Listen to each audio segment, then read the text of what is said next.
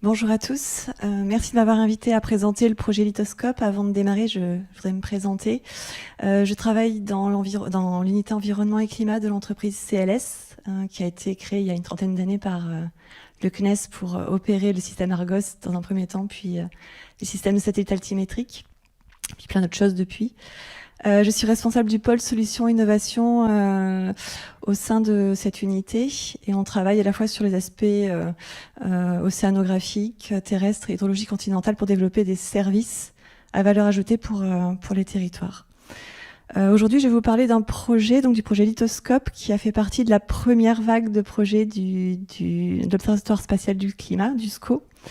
C'est un projet qui a été financé par le CNES et avec qui on a aussi collaboré. Donc on a travaillé avec le laboratoire d'observation terrestre de la Terre, le Laboté du CNES, et aussi en partenariat avec le BRGM, qui a aidé à valider aussi la méthode partiellement sur des zones d'études.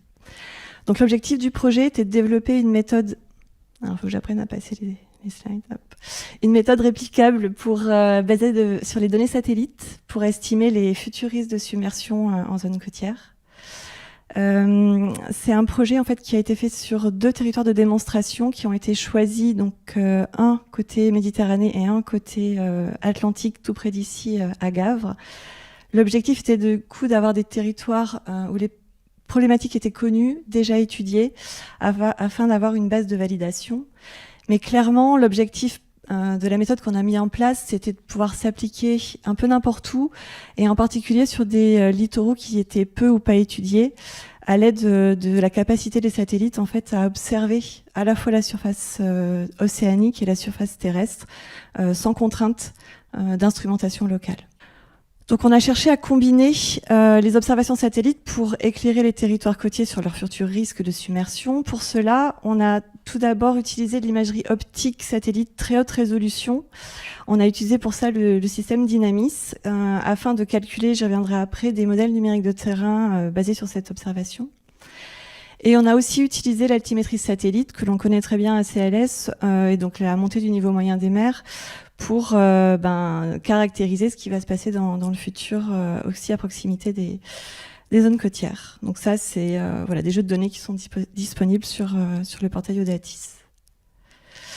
Donc comme je le disais, on a utilisé des tristéréo-pléiades dans le cadre de ce projet pour, sur les 2 territoires, estimer des modèles numériques de terrain, donc toute la chaîne de traitement du modèle numérique de surface en retirant le bâti, la canopée, afin d'obtenir un modèle numérique de terrain qui nous sert à faire nos calculs de submersion.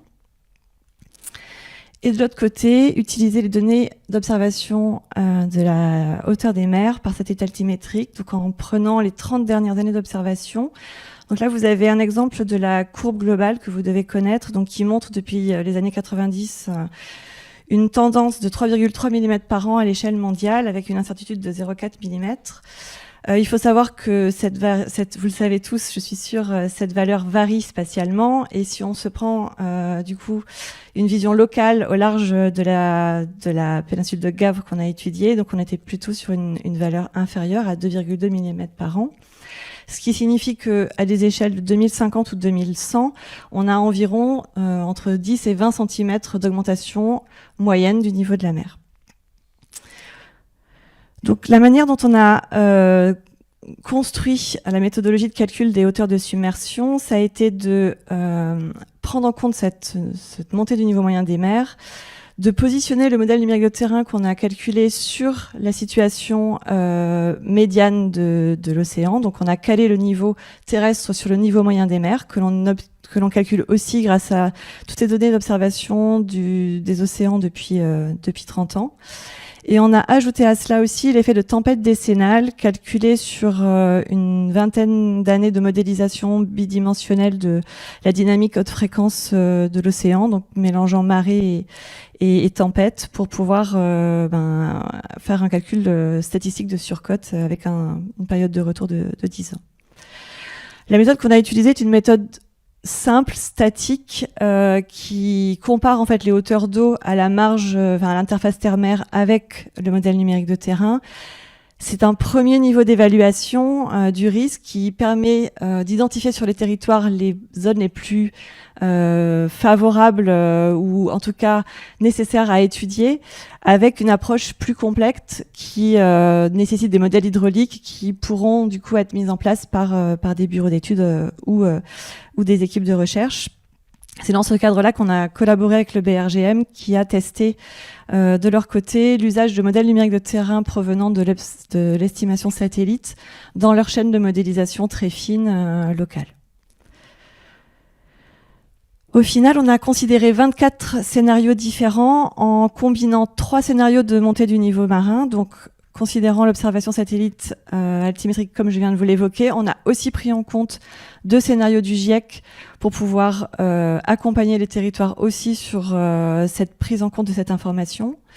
On a considéré 4 échéances temporelles de 2030 jusqu'en 2100 et on a considéré 2 situations avec ou sans tempête décennale.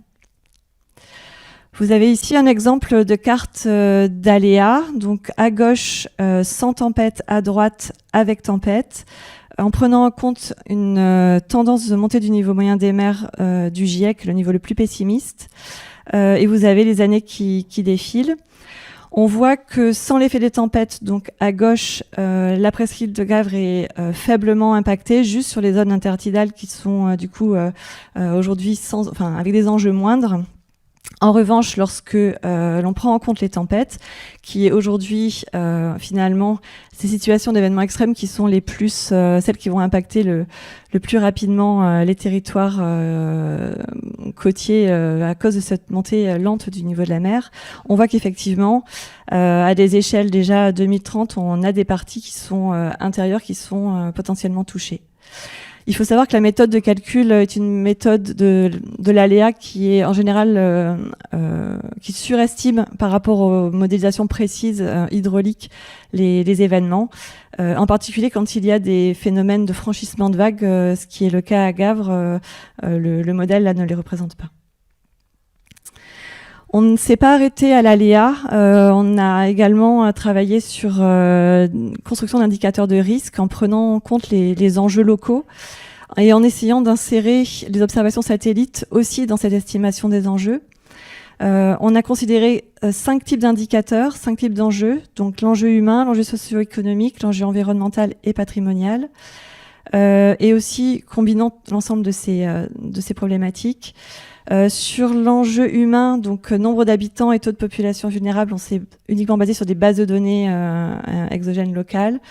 Par contre, sur l'enjeu socio-économique, on a pu s'appuyer sur des cartographies d'occupation du sol qui proviennent d'observations satellites optiques et donc qui permettent aussi de pouvoir caractériser le niveau de risque dans des zones où on n'a pas d'informations locales.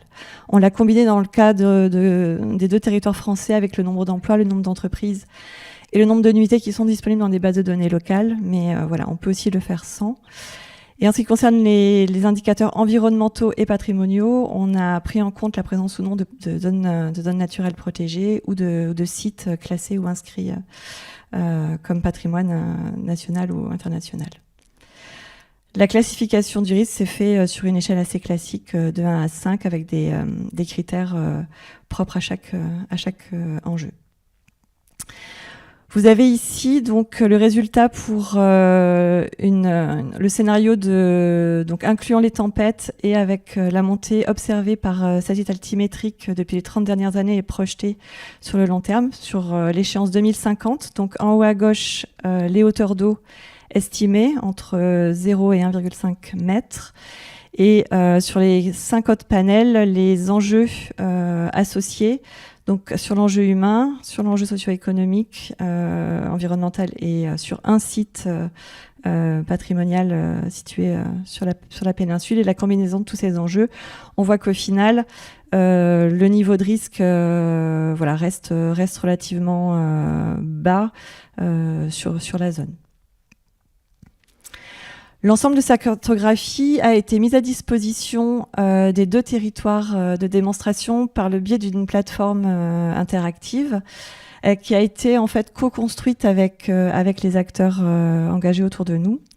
Vous avez ici un une sortie d'écran de la plateforme sur la péninsule de Gavre, où on peut du coup jouer... non, c'est comme ça. On peut jouer avec les différents scénarios, si on prend en compte les tempêtes ou pas, à quelle échéance temporelle on veut se positionner. On peut choisir le type de scénario de montée du niveau moyen des mers et si on souhaite regarder uniquement l'aléa ou les différents risques que j'ai présentés précédemment. Et pour conclure, en fait, depuis donc le projet, j'ai peut-être pas dit en introduction, a été réalisé entre 2020 et 2021. Depuis, on a continué à travailler en interne sur la partie modélisation numérique de terrain, confirmer les niveaux de précision qu'on peut avoir à partir des images satellites.